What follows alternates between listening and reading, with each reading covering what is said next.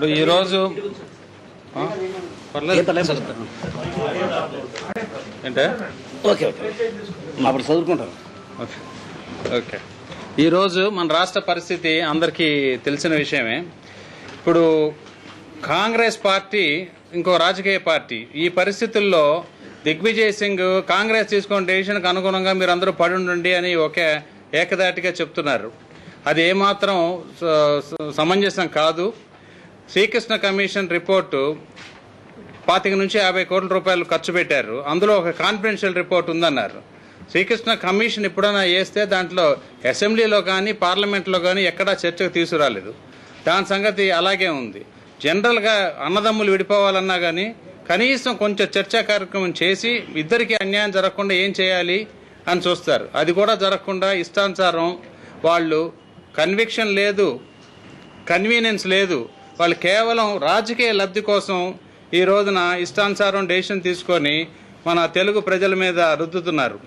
Telugu MP గత 9 సంవత్సరాల నుంచి మనం చూస్తున్నాం. కేవలం మన ఆంధ్రప్రదేశ్ ఎంపీల నుండే ఈ సెంట్రల్ గవర్నమెంట్ రన్ అవుతా ఉంది. కానీ ఏమాత్రం మన రాష్ట్రానికి ఉపయోగపడింది లేదు.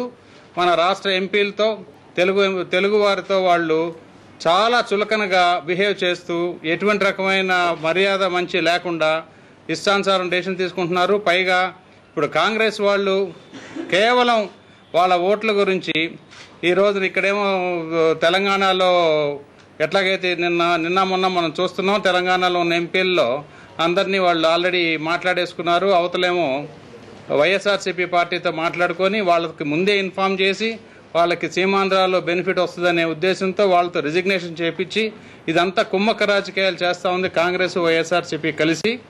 అట్లాగే ఇప్పుడు వాళ్ళే అంతా చేసి దొంగతనం చేస్తూ వాళ్ళే దొంగ అని పరిగెత్తే పరిమాణం ఈరోజు ఏర్పడింది. అట్లాగే ఇప్పుడు రాజకీయ పార్టీలు అనేక రకాలుగా ఇస్తుంటాయి. ఒకవేళ ఇప్పుడు కొన్ని రాజకీయ పార్టీలు కలిసి మనకు వచ్చిన స్వాతంత్ర్యాన్ని ఇచ్చేద్దాం యూకే కంటే బ్రిటిష్ వాళ్ళకి ఇచ్చేయడానికి రెడీగా ఉన్నాం మన భారతీయులందరం. అట్లా కాకుండా ఈ రోజున అన్ని విధాల ఇప్పుడు ఇంతకాలం నుంచి చూసుకొని ఎలక్షన్ ఇప్పుడు ఎన్నో సంవత్సరాల నుంచి జరుగుతున్న ప్రక్రియకి డెసిషను చర్చా కార్యక్రమం లేకుండా ఈ రోజున రాజకీయ లబ్ధి కోసం అటు వైఎస్ఆర్సీపీ పార్టీకి పర్టికులర్గా సిబిఐ ఈడీ రెండూ కూడా ఎందుకని యాక్షన్ తీసుకోవట్లేదు, పూర్తిగా స్లో అయిపోయి వాళ్ళతో చేతులు కలుపుకొని వాళ్ళు కేవలం రేపొద్దున రాహుల్ గాంధీని ప్రైమ్ మినిస్టర్ చేయడానికి అనుగుణంగా మాత్రమే వాళ్ళు అడుగులు వేస్తున్నారు.